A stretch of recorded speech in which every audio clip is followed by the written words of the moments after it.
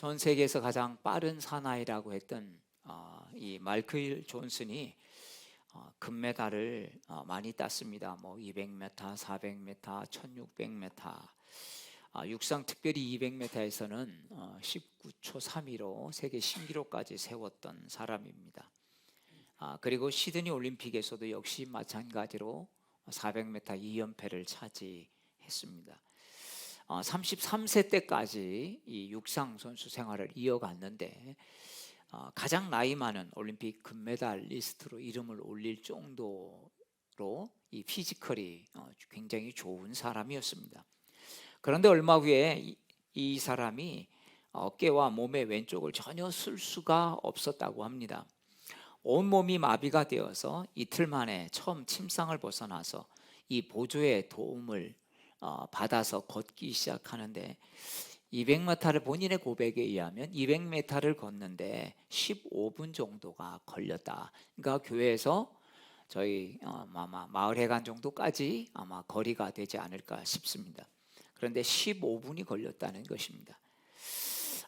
참 내가 한 발자국 한 발자국 걸으면서 내가 걸음걸이를 다시 배운다라는 느낌을 받았다고 합니다. 나비처럼 날아서 벌처럼 쏜다.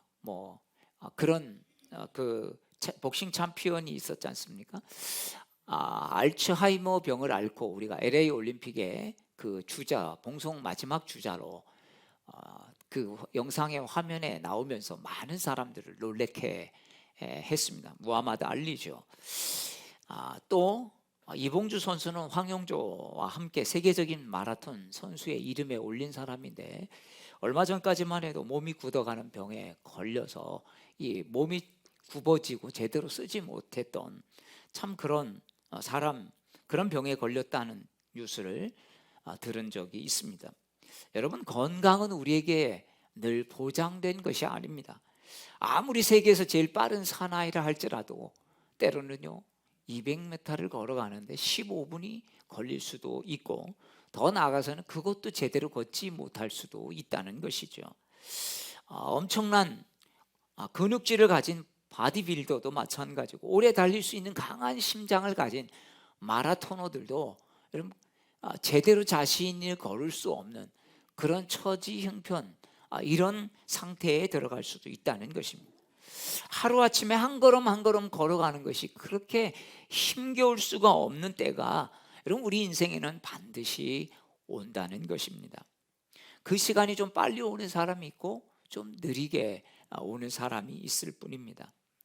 그래서 여러분 우리는 우리의 남아있는 시간이 여러분 무한대가 아니라는 것을 우리는 기억하고 살아야 합니다. 특별히 젊을 때는 이게 실감이 안 나죠. 야, 너도 나처럼 나이가 들어봐. 이런 이야기를 수없이 듣고 자랐지만 그때는 정말 실감 나지 않았습니다. 근데요, 여러분 실감을 그래도 조금이라도 느낀 사람은 어떨까요? 그 인생의 그 시간들이 더 값어치 있는 그런 삶을 살게 되지 않을까요? 사랑하는 여러분, 우리도 힘이 그래도 지금 남아있을 때 우리에게 남은 힘이 얼마나 될지 알 수 없지만 그 남은 시간들이 있을 때 하나님의 마음이 있는 정말 거룩한 곳에 의미 있고 정말 보람 있는 곳에 우리의 인생을 여러분 소모해야 되지 않겠습니까? 그래야 주님 앞에 갔을 때 그래 참 내가 그래도 덜 후회하고 덜 안타까워 하면서 야 내가 그때 그럴 걸, 내가 그때 왜 그렇게 못했을까 이렇게 후회하지 않을 것입니다. 여러분 지금 하루라도 우리가 더 젊을 때 더 힘이 있을 때 여러분 믿음의 훈련들을 받고 또 남은 시간을 주님 앞에 드릴 수 있는 우리 개정교회 성도들 다 되기를 주의 이름으로 축복합니다. 하루라도 더 기억이 있을 때 여러분 성경을 읽고 기도하고 말씀을 배울 수 있기를 바랍니다. 여러분 앞으로 내 인생의 가장 젊을 때가 바로 지금이죠. 이미 지나간 시간은 되돌릴 수가 없기 때문입니다. 지금이 그래도 가장 젊을 때구나. 내 인생에서 이제 남은 시간 속에 여러분 바로 그날이 언제입니까? 오늘이라는 것입니다. 오늘 하나님이 내게 주신 것들 주님이 가치 있게 여기시는 것을 위해서 우리가 살아갈 수 있게 되기를 축복합니다. 저는 오늘 성경 본문은 여러분 우리가 잘 알고 있는 예수님께서 예루살렘에 입성하는 이야기입니다. 그래서 우리는 종려주일이라고 하죠. 종려, 즉 종려나무 가지를 이 예루살렘 성 사람들이 흔들면서 호산나 호산나 다윗의 자손이여 우리를 구원하소서. 여러분 이 호산나라고 하는 표현이 구원하소서라는 뜻인데, 이 종려가지, 즉 우리로 말하면 뭘까요? 그냥 이렇게 한 오손 이렇게 된 것들을 이렇게 뜯어서 마치 우리 요즘에는 뭐요? 뭐 이렇게 뭐 깃발을 흔들듯이, 아니면 어떤 마후라나 이런 것들을 흔들면서 환영하듯이 이스라엘 백성들이 예수님을 환영했던 것을 바로 기념하기 위해서 종려주일이라고 합니다. 이 종려주일부터 고난주간이 시작이 되기 때문입니다. 그래서 예수님은 하나님의 구원의 역사에 자신을 드렸던 이야기를 하나 성경은 우리에게 소개하고 있습니다. 자, 마태복음 21장 2절 말씀을 우리 같이 읽도록 하겠습니다. 이르시되 너희는 맞은편 마을로 가라. 그리하면 곧 매인 나귀와 나귀 새끼가 함께 있는 것을 보리니 풀어 내게로 끌고 오라. 감람산 예루살렘 성 동쪽 기드론 시내 건너편에 위치한 곳이 바로 이 감람산입니다. 감람나무 하면 올리브 나무. 여러분 지금 우리나라도 올리브를 많이 쓰죠. 저희가 지난번 스페인에 갔을 때 한국 사람들이 그래도 제일 많이 사가는 것이 바로 올리브 기름이라고 합니다. 왜냐하면 거기가 제일 올리브 기름이 좋고, 또 가는 곳곳마다 올리브 나무들이 많이 있고, 또 올리브 산도가 낮아서 저는 그게 뭐가 좋은지, 일단 그 사람들이 산도가 낮아서 산도가 낮을수록 0.08 이하가 제일 올리브 기름으로서 좋은 거라. 그래서 거의 보면 엑스트라 버전이죠. 처음 짜낸 기름을 여러분 엑스트라 버전이라고 하죠. 자, 그런데요, 바로 그런 감람나무, 올리브 나무가 많은 곳, 그 산이 바로 감람산. 예수님께서 기도하러 가셨던 곳이 바로 그게 감람산이죠. 바로 그 안에 예루살렘은 아주 가까운 곳에 있었습니다. 자, 랍비들이 이곳을 이 예루살렘에 포함시켜서 성전에 소용되는 물건들을 준비할 수 있도록 경계가 되는 곳으로 보았던 것은, 왜냐하면 안식일에는 900보 이상을 걸어가면 율법을 어기는 것이기 때문에 예루살렘 성에서 맞은편 이 벳박에 그 900보 이상 걷지 않아도 되는, 그러니까 일이 되지 않는 거죠. 우리가 안식일이라고 아무것도 할 수는 없지 않냐. 그런데 900보 이상은 가면 안 되니까 900보 안에 갔다 올 수 있는 거리에 있는 아주 가까운 곳에 바로 그런 무화과 집이라고 하는 이름을 가진 벳바게에 어떤 물건들을 어떻게 보면 창고가 있었던 곳을 볼 수 있습니다. 그래서 예수님은 예루살렘 성으로 오시던 바로 예수님은 제자들에게 나귀 새끼를 구해오라고 하셨습니다. 왜냐하면 예루살렘에 들어갈 때 그냥 걸어 들어가는 것이 아니라 나귀를 타고 가시길 원하셨기 때문입니다. 그런데 여러분, 왜 하필 나귀를 타게 하셨을까요? 예수님은 당시 비천하고 방종하고 좀 더러운 사람들을 향해서 이 나귀 새끼 같은 자식 이렇게 욕을 했다고 합니다. 우리도 그런 욕이 있지 않습니까? 개 뭐 이렇게 해가지고 그럼 욕이 되는 거죠. 개에다가 이렇게 강아지를 붙이면 욕이 되는 것처럼 이 이스라엘 사람들은 개가 아니라 이 나귀, 우리로 말하면 같은 욕이라고 할 수 있습니다. 그러니까 나귀 자식들아 이렇게 욕을 했다고 합니다. 자, 그런 것들을 잘 알고 있었지만 예수님은 말을 타지 않고 나귀를 타려고 하셨던 것입니다. 여러분, 보통 사람들 어떻습니까? 더 좋은 거 타려고 하지 않겠습니까? 더 좀 폼 나는 거 타려고 하지 않겠습니까? 그래서 형편만 되면 요즘 사람들도 좀 더 큰 차를, 좋은 차를 타려고 하는 것입니다. 제주도 가서 말을 보니까 생각했던 것보다 말이 크더라고요. 화면에서 보면 그렇게 안 커 보이는데 옆에 서니까 그냥 이렇게 딱 서서 뭐 머리는 빼고요. 등이 거의 제 키가만 할 정도로. 그러니까 거기에 사람이 딱 타면 얼마나 크겠습니까? 예, 그런 야 말이 이렇게 크구나라고 테레비 화면에서 보는 거하고는 조금 더 다른 그런 뭐랄까요 압도감 뭐 이런 것들이 있는 것을 보았습니다. 어, 그 몽골인들의 영상을 보면서 나귀를 타는 몽골인들이 나귀를 아마 낙인지 아마 당나귀 종류인 것 같아요. 근데 이렇게 타는데 이렇게 해가지고 타는데 참 이상하더라고요. 이렇게 조그만한 당나귀를 타는데 야 저건 차라리 안 타는 게 낫겠다. 그럴 정도로 좀 촐랑거리고 별로 품위가 없었습니다. 여러분 예수님이 나귀를 타는 모습을 한번 보십시오. 예, 정말 그 낙이 조그만한 낙이 새끼니까 그 타고 가면 나귀도 어렵겠지만 타는 사람도 이게 나귀를 타고 가는 건지 나귀를 데리고 가는 건지 모를 정도의 여러분 그런 모습이 되지 않겠습니까? 참 예수님이 타고 가시면 분명히 많은 사람들이 나올 텐데 성에 들어가려면 여러분 의식하지 않겠습니까? 여러분 집에 있을 때랑 여러분 집 밖으로 나갈 때 특히 시내로 나갈 때 여러분 그냥 나갑니까? 집에서 있던 막 슬리퍼 신고 아니면 반바지에다 이렇게 나가는 사람은 없을 겁니다. 특히 누구 만나려고 하면 또 그래도 여러분 옷을 입고 챙겨서 입고 나가지 않겠습니까? 왜냐하면 초라하게 보이고 싶지 않기 때문이죠. 때로는 예의를 차리고 싶은 것이죠. 마치 뭐 결혼식 갈 때는 그래도 예의를 차리려고 내가 입고 싶은 대로 입는 게 아니라 상대방에게 어느 정도의 옷은 예의. 저희가 이번에 세미나를 그 컨퍼런스 가면서 이렇게 준정장이라고 써 있더라고요. 아니 뭐 맨날 아침부터 저녁 때까지 밤 늦게까지 앉아 있을 텐데 준정장이 왜 필요하나?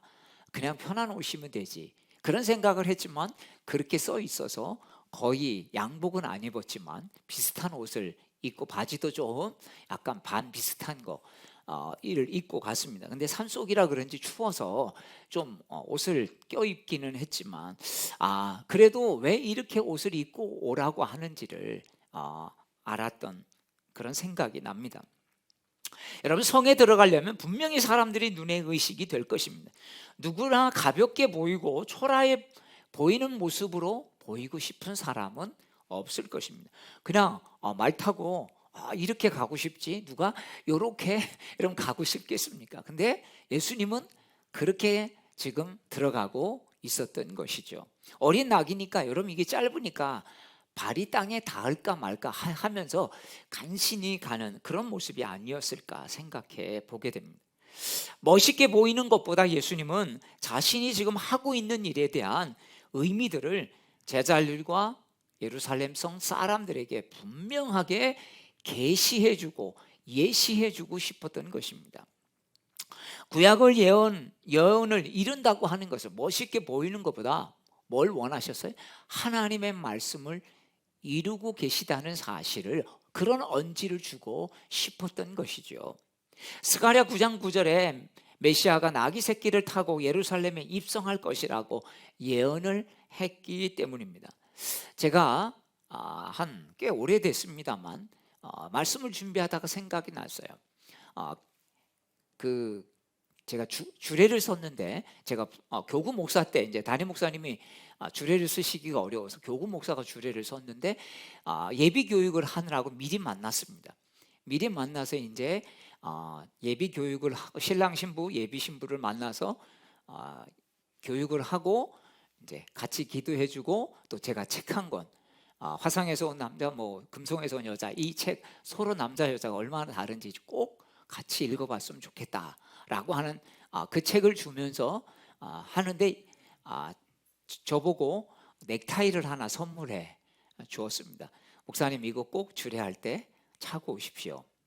그런데 제가 주례할 때 그걸 차지 못했습니다. 차고 나니까 그 생각이 났지만 그냥 근데 제가 나중에 후회했습니다. 왜냐하면 이 신랑이 딱 앞에 섰는데 제 넥타이를 계속 보고 있더라고요. 내가 준 거를 차고 있나 안 줘. 그때 제가 마음이 이건 너무 넥타이가 그렇게 마음에 들지는 않았지만 그래도 또 아침에 저도 그걸 처음에 잠깐 잊었지만 또 바꿔 끼울 수도 있었는데 이거를 신랑의 마음으로 찼어야 되는데 내가 마음에 들지 않아도 내가 그걸 하지 못했구나. 나중에 후회하게 되었던 기억이 납니다. 참 무언가를 내 뜻에 어떻게 보면 상반된 것들을 이루어가는 것은 쉽지 않은데 예수님께서는 정말 폼이 나지 않는 이런 모습 속에서도 꼭 하나님의 말씀이 이렇게 이루어지는 것을 예시하려고 그렇게 들어갔던 것입니다. 예수님은 예루살렘에 들어가면 죽을 것을 알면서도 예루살렘에 들어간 것은 무엇 때문일까요? 자신을 하나님 앞에 드리는 예배의 제물로 삼으셨기 때문입니다. 예수님은 예배가 삶이 되셨습니다. 예수님은 기도가 삶으로 나타나셨죠. 그래서 기도한 대로 십자가를 지신 것이죠. 기도하면서 그래 내가 분명히 예루살렘에 들어가면 저들은 나를 잡을 텐데 이미 알고 있고 순환을 예고를 제자들에게 3번씩이나 했습니다. 그렇지만 예수님은 기도가 삶으로 나타났고요. 삶으로 또한 기도를 이루어 내셨던 것을 볼 수 있습니다. 예수님은 하나님께 자기 온 몸을 들여 예배하기 위해서 여러분 예루살렘으로 들어갔던 것이죠. 예수님의 예배는 한 곳에서 머물러서 드리는 의식을 넘어서 삶으로도 예루살렘으로 들어가는 그 자체가 하나님께 드리는 예배였던 것입니다. 사랑하는 여러분, 예배가 무엇입니까? 예배는 하나님의 구원에 나타난 하나님의 사랑과 은혜에 대한 여러분 인간의 응답, 이것이 예배가 아니겠습니까? 그냥 오늘 예배 드리는 날이라 예배 드리는 게 아니라 하나님이 한 주간 우리에게 베풀어 주신 은혜, 그 은혜를 감사함으로 그 감사한 마음으로 주님께 올려드리는 것, 여러분 이게 예배인 줄로 믿습니다. 그래서 예배를 영어로 worship이라고 하는데요, 최상의 가치를 돌려드린다라는 그런 뜻을 가지고 있습니다. 예배는 하나님께서 종의 형체를 입으시고 이 땅에 오셔서 죄인들인 우리를 구원하셔서 엄청난 일을 이루셨기 때문에 우리는 어떻게 합니까? 예배를 통해서 하나님께 최상의 가치를 올려드리는 것, 여러분 이게 예배인 줄로 믿습니다. 그냥 일주일 동안 요 시간만 주님 앞에 드리는 게 아니라 이런 결단을 통해서 살아계신 주님을 만나고 또 한 주간 살아가면서 우리 삶에서 정말 하나님이 원하시는 것을 예배하는 그런 마음으로 우리의 삶을 드리는 그것이 바로 진정한 예배가 아니겠습니까? 그런데 여러분 우리는요 때로는 예배를 하나의 의식의 형식으로만 받아들일 때가 있다는 거죠. 자신의 일상 삶에서는 어떤 태도와 어떤 가치를 가지고 살든 그거는 때로는 잊어버리고 주일 예배만 참석해서 살아가다가 또 한 주간 그럭저럭 대충 보내다가 또 주님 앞에 예배하고, 물론 여러분 은혜는 있겠지만 월요일부터 토요일까지 내가 원하는 방식이 아니라 주님의 원하시는 삶의 모습으로 살아내다가 주일날 와서 보니까 주님 역시 내 힘으로는 안 됐어요. 주님 정말 주님 저 붙들어 주셔야 합니다. 내가 그렇게 의지적으로 주님 말씀대로 살아보려고 했는데 주님 제 한계가 너무 큽니다. 육신의 한계도 그렇고 세상의 힘이 이렇게 너무 크네요. 그러면서 다시 주님께 붙잡고 나아갈 때 여러분 주님께서 그래 그래도 수고했다 잘했다 다시 한번 우리 이 한 주간을 또 살아보자구나, 그렇게 여러분 격려해 주시는 게 예배인 줄로 믿습니다. 예배는 주일만 하는 게 아니라 그래서 예배는 매 순간 우리의 삶을 통해서 드려지는 것이어야 한다는 말씀입니다. 그래서 여러분 예배는요 우리가 이렇게 예배 드리면서 하나님 주신 은혜를 경험하지 않으면 내가 삶 속에서 주님을 예배할 수가 없는 것입니다.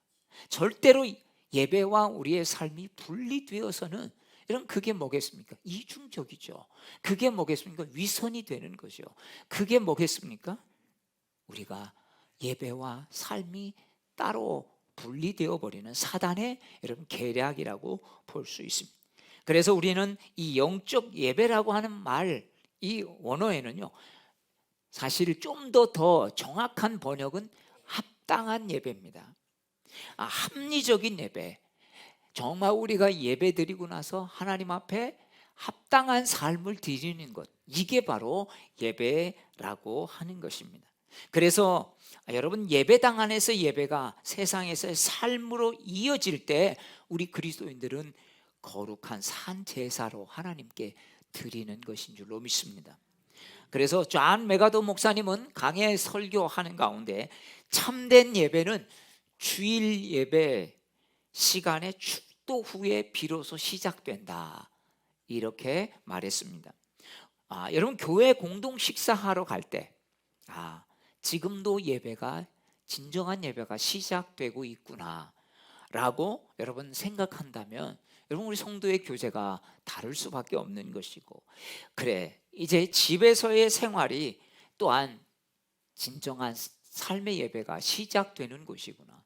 또 내가 누구를 만나도 하나님이 이 사람을 통해서 내 예배가 시작되게 하시는, 여러분, 그런 것들을 우리가 놓치지 않고 살아간다면 우리의 삶은 분명히 달라질 것입니다. 그래서 주석가 바클레이는 이렇게 말했습니다. 우리는 주일이 되면 우리는 교회에 하나님을 예배하러 간다 라고 말함과 동시에 이 시간 이후부터는 나는 이렇게 해야 한다, 이렇게 말했습니다. 나는 월요일에 논과 밭으로 예배하러 간다. 나는 이제 산과 들에 예배하러 간다. 나는 목장으로 예배하러 간다. 나는 공장으로 예배하러 간다. 나는 사무실에 예배하러 간다. 나는 학교에 주님을 예배하러 간다. 사랑하는 여러분, 이것이 우리의 고백이 되길 축복합니다. 우리가 월요일부터 시작되는 우리의 삶의 그 속에서 하나님을 예배하는, 그래서 오늘도 예수님처럼 그냥 하나님 앞에 드린 기도로 끝난 것이 아니라 예루살렘에 들어가면 어떤 일들이 있을 것을 알면서, 말을 타고 가면 더 폼이 나는 것을 알면서도, 초라한 이 나귀 새끼를 타고 가면서도, 사람들이 때로는 조롱거리가 될 걸 알면서도 어떻게 합니까? 말씀을 이루기 위해서 나의 생각을 내려놓고 말이 아니라 어린 나귀 새끼를 타고 초라한 모습으로 들어가면서도 그는 예배가 예배로 끝나지 않고 자신을 드리는 이런 결단으로 나타났던 것을 볼 수 있습니다. 그래서 여러분, 우리가 농사를 짓든 사무실에 나가든 학교를 가든 그곳에서 하나님을 예배할 수 있는 은혜의 사람이 되시기를 주의 이름으로 축복합니다. 자, 오늘 말씀해 보면 예수님은 연약한 나귀를 쓰셨습니다. 왜 나귀를 쓰셨겠습니까? 우리는 쓰기에는 부족해 매어 놓은 나귀 새끼 같은 존재인데, 주님께서 이런 보잘것없는 나귀도 쓰는데 왜 내가 너를 쓰지 않겠느냐라고 말씀하시는 것이 아니겠습니까? 여러분, 우리도 주님만 우리를 함께 하시면 여러분, 구원의 도구가 될 수 있다는 것입니다. 우리가 부족한 것이 참 많죠.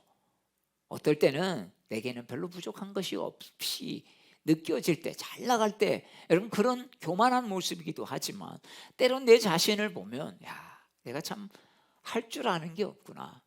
제 인생도 보면 제가 계획한 것이 제 인생을 어떻게 한 적이 없습니다. 제가 어디를 정말 중요한 제 인생이 결정해서 제 뜻대로 되어진 게 하나도 없다는 것이죠. 때로는 우리는 배운 것도 많지 않고 가진 것도 별로 없고 건강하지도 않고 나이도 이제는 많아서 기운이 없다고 할 수 있습니다. 그런데도 여러분, 주님이 쓰시겠다고 저와 여러분을 부른 것인 줄로 믿습니다. 주님이 우리를 쓰시겠다고 하니까 여러분, 쓰임을 받는 것이지, 여러분, 우리가 쓰임 받기 자격이 있어서 여러분 쓰임 받는 것은 아닌 것입니다. 예수님은요, 남들이 거들떠 보지도 않고 주인조차도 아직 쓰기에 부족해서 좀 더 잘하면 써야지 하고 메어놓은 나귀 새끼를 주님은 일부러 그를 쓰신 이유가 뭘까요? 여러분, 오늘 우리에게 주신 메시지, 제자들에게 주시는 메시지, 그래도 주님 손에 들리면 이렇게 쓰일 수 있다라고 하는 것 아니겠습니까? 7절에 보면요, 낙이 새끼를 표현하는 것을 복수로 사용하고 있는데 우리 7절 말씀을 같이 읽겠습니다. 시작.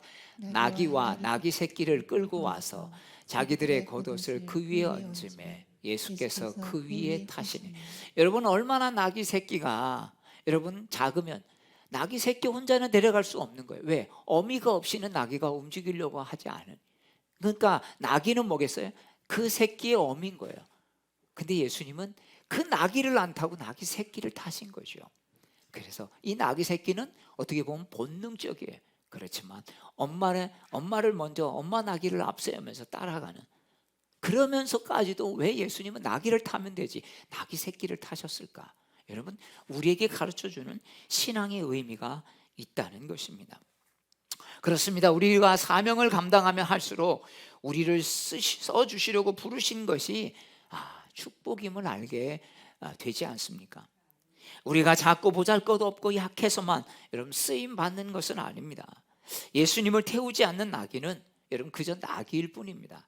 그러나 예수님이 타셨으면 힘이 들지만 어떻습니까? 정말 하나님 나라의 귀한 쓰임 받는 여러분 나귀가 된 것입니다. 여러분, 안 힘들고 편하면 우리 인생은 그냥 나귀에 불과한 것입니다. 보잘것없는. 그러나 힘들어도 우리에게 맡겨진 사명을 기쁨으로 감당하면 어떻게 됩니까? 여러분, 그냥 나귀가 아닙니다. 주님이 쓰신 나귀의 새끼가 되는 것이 아니겠습니까? 나귀의 주인은 어떻게 말합니까? 주께서 쓰시겠다고 하라. 이 말에 이 부족해서 나도 쓰지 않고 두었던 이 나귀를 아무런 변명이나 아무런 어떤 저항 없이 자신의 나귀를 내어드린 주인의 모습을 또한 보게 됩니다. 나귀 주인은 망설임 없이 나귀를 내어주었습니다. 중요한 것은 뭐겠습니까?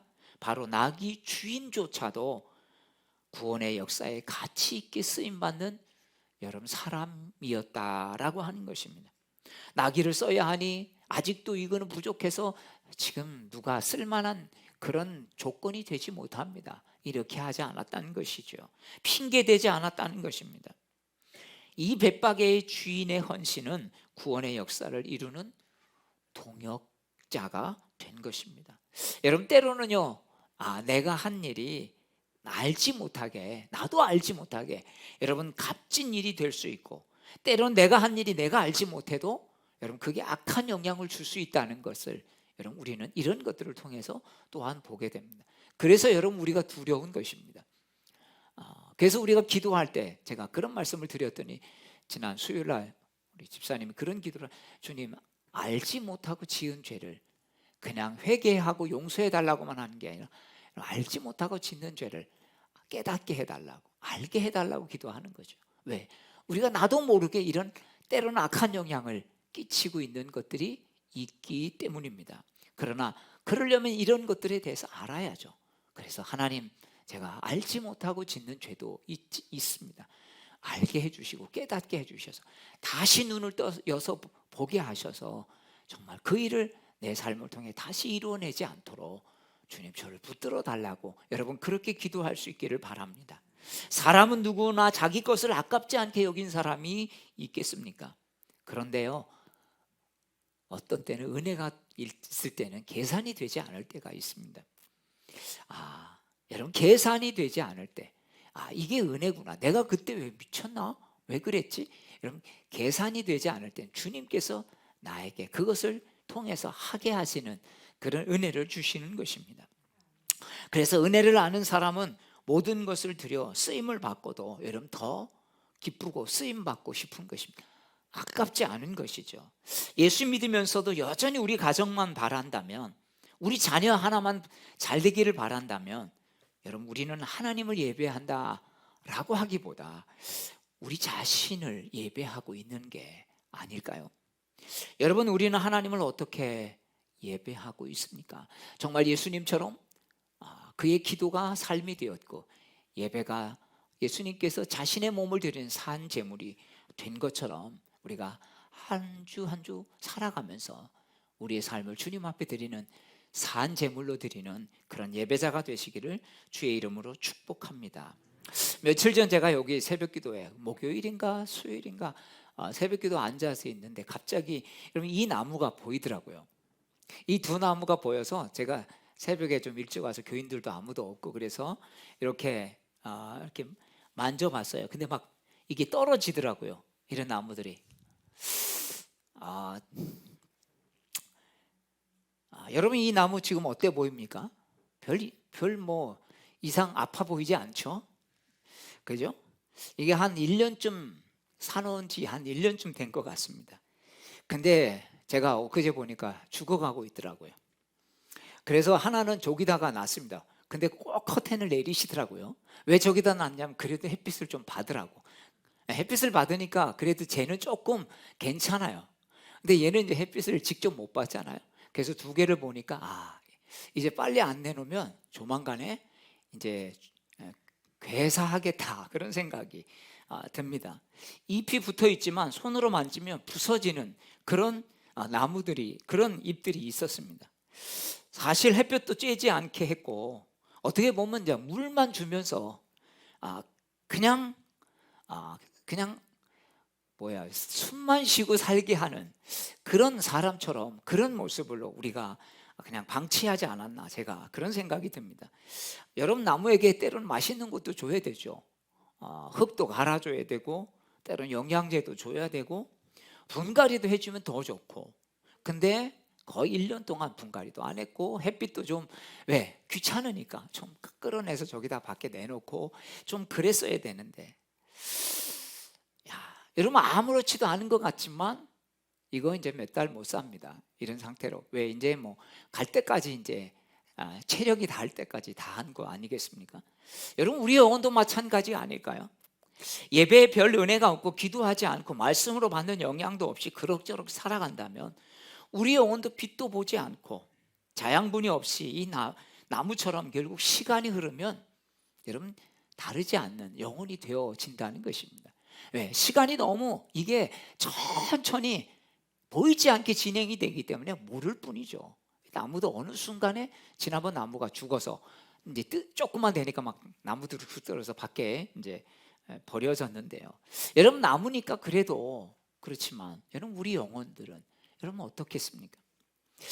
나는 이렇게 하나님을 예배함으로 여러분 내 영혼이 회복되고 있는지를 여러분 우린 점검해야 할 것입니다. 한 주간 이 세상에서 주님을 삶으로 예배할 힘을 여러분 이 예배 가운데 살아내고 있는가? 예배 가운데 정말 주님의 은혜를 경험해야 그리고 내가 기도하면서 하나님 주신 은혜가 있어야 내 삶 속에서 참 우리가 살다 보면 버거운 일들이 많이 생기죠. 막 욱하게 만드는 일들부터 정말 내 마음을 눌러야 하는 이런 일들 때로는 견디기 싫고 그냥 폭발하고 싶은 여러분 이런 일들도 우리 삶 가운데 이런 날 때 그런 것들을 어떻게 조절합니까? 예배 가운데 은혜 받지 못하고 살아계신 하나님을 만나지 못하면 우리 영혼도 별로 표시 안 나게 어떻습니까? 서서히 그냥 천천히 생명을 잃어가는 나무와 같은 모습으로 여러분 그렇게 살아갈 수밖에 없는 것입니다. 지나고 보면 내 마음이 이렇게 강팍해졌구나. 내가 이렇게 내 영혼이 메말라져 있구나. 이제는 어떤 일을 들어도 눈물 하나 나지 않는 여러분 그런 모습으로 우리가 살 수 있다는 것입니다. 나귀처럼 주께서 쓰시겠다고 할 때 우리는 나를 내어드리는 사람이 여러분 되어야 정말 그 은혜 그 감격을 가지고 우리가 삶에서도 승리하게 되는 것입니다. 사랑하는 여러분 수요일날 함께 나누었지만 그래서 우리가 기도하지 않으면 여러분 나를 지켜낼 수 없어요. 제가 컨퍼런스 가서 더 깊이 깨달은 건 그래 때로는 잔소리 같이 들리지만 여러분 예배 오십시오. 여러분 새벽 기도하십시오. 왜? 그게 제가 여러분들을 보호할 수 있는 것이기 때문이죠. 왜? 기도가 스스로 자신을 보호하게 만드는 여러분 역할을 하기 때문입니다. 우리가 기도하니까 내 마음을 지켜내죠. 그래 내가 그래도 이만한 마음으로 살아갈 수 있었던 것은 그래 내가 말씀 붙들었고 그때 분노를 붙들지 않고 내가 그래도 기도하면서 주님 앞에 엎드렸으니까 그 문제에 무릎 꿇지 않은 거지. 여러분 이게 은혜가 될 때가 있지 않습니까? 성도들에게 자꾸 기도하게 하고, 여러분 말씀 읽게 하고 예배 드리게 하지 않으면 여러분 제가 여러분을 다 보호할 수 없는 거죠. 여러분도 여러분 자녀들을 보호할 수 없듯이 마찬가지로 여러분 정말 우리가 하나님 앞에 말씀과 기도로 거룩해져야만 내 자신 속에 일어나는 많은 일들 속에 내 마음을 지켜낼 수 있다는 사실입니다.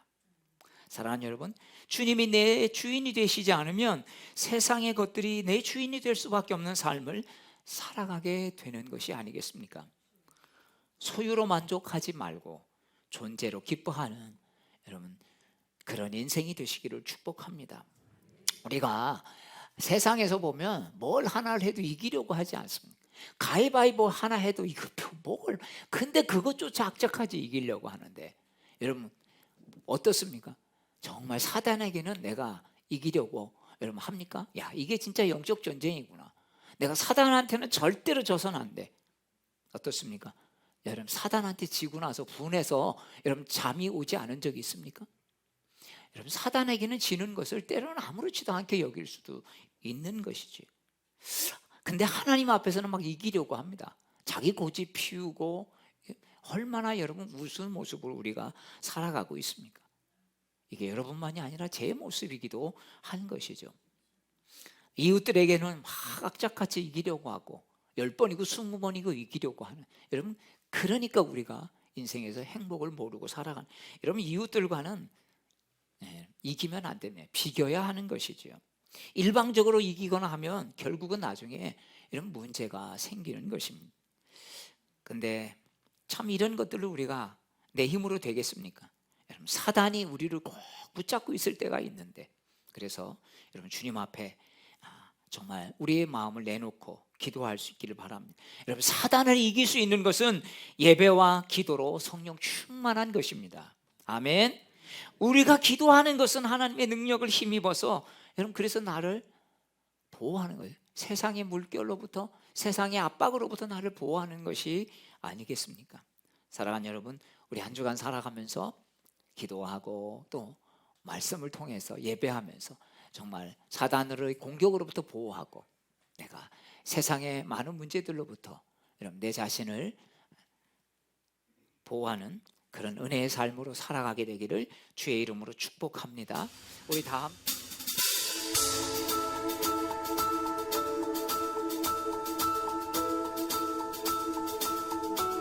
함께